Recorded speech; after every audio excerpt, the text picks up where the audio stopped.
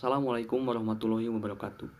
Perkenalkan, nama saya Muhammad Riyaz Faza, NPM 1934011101 dari Ekonomi Pembangunan kelas C.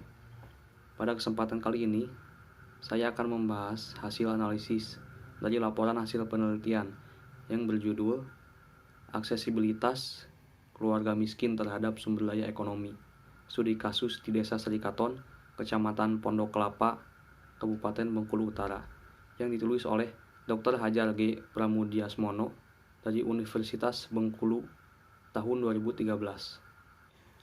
Bab 1 Pendahuluan. Yang pertama adalah latar belakang. Kemiskinan merupakan salah satu permasalahan serius di Indonesia, karena penduduknya masih banyak yang belum dapat memenuhi standar kebutuhan hidup minimal. BPS mencatat bahwa pada akhir 2012, jumlah penduduk miskin di negara ini masih 11,66% atau 28,59 juta orang. Oleh karena itu, permasalahan kemiskinan perlu mendapat perhatian dan penanganan dari berbagai pihak, baik pemerintah, politisi, korporasi atau pelaku usaha, akademisi maupun aktivis, lembaga swadaya masyarakat. Peran pemerintah dan politisi dalam mengurangi angka kemiskinan antara lain berupa pembuatan kebijakan-kebijakan dan pelaksanaan program-program pembangunan yang berpihak pada masyarakat miskin. Para pelaku usaha dapat berperan serta dalam penyediaan bantuan permodalan melalui program CSR atau Corporate Social Responsibility atau tanggung jawab sosial perusahaan. Sedangkan para akademisi dan aktivis LSM dapat memberikan andilnya melalui kegiatan penelitian dan pendampingan dalam pelaksanaan program-program pemberdayaan ekonomi masyarakat miskin. Selanjutnya ada rumusan masalah.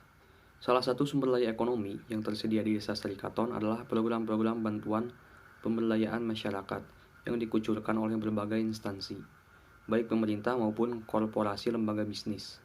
Oleh karena itu, untuk membatasi ruang lingkup pembahasan, maka penelitian ini difokuskan mengkaji aspek-aspek sebagai berikut. Yang pertama, program-program pemberdayaan masyarakat dan instansi-instansi yang pernah menggiurkan bantuan di Desa Serikaton. Yang kedua, keterlibatan warga masyarakat Desa Serikaton dalam pelaksanaan program-program pemberdayaan. Yang ketiga, tanggapan warga masyarakat Desa Serikaton terhadap program-program pemberdayaan yang dilaksanakan di desa mereka. Tujuan penelitian.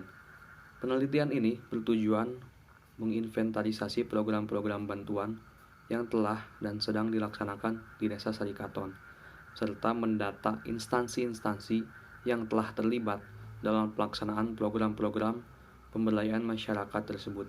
Selanjutnya, penelitian ini juga berupaya mendeskripsikan keterlibatan masyarakat dalam pelaksanaan program-program pemberdayaan masyarakat sebagaimana dimaksud di atas.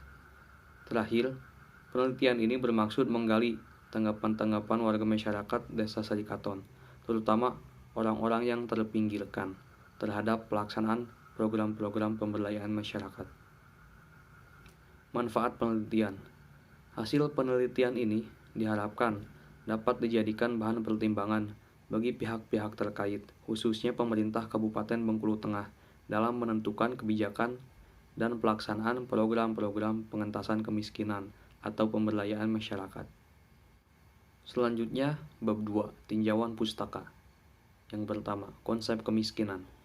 Pengertian kemiskinan mengacu pada ketidakmampuan seseorang atau keluarga dalam memenuhi kebutuhan dasarnya secara layak menurut standar masyarakatnya.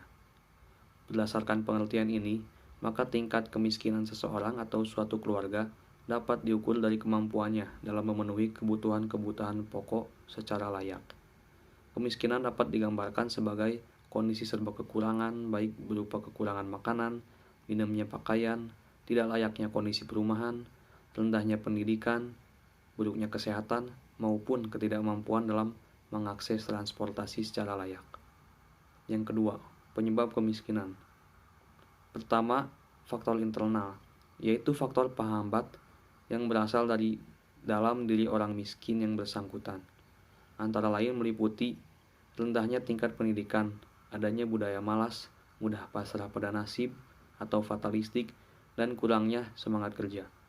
Kemiskinan modal ini sering diistilahkan dengan kemiskinan budaya. Kedua, faktor eksternal, yaitu faktor yang bersumber dari luar kemampuan diri orang miskin. Contohnya, birokrasi dan aturan-aturan yang dapat menghalangi seseorang dalam mengakses sumber daya.